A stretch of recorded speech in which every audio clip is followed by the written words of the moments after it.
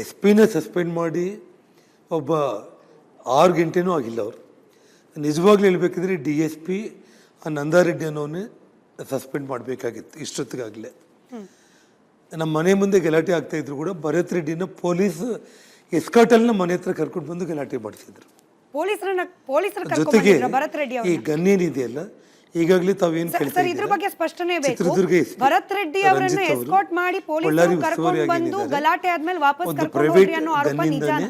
Police ಎಸ್ಕಾಟಲ್ಲೇ ಅವನ್ನ ಕರ್ಕೊಂಡು ಬಂದಿರೋದು.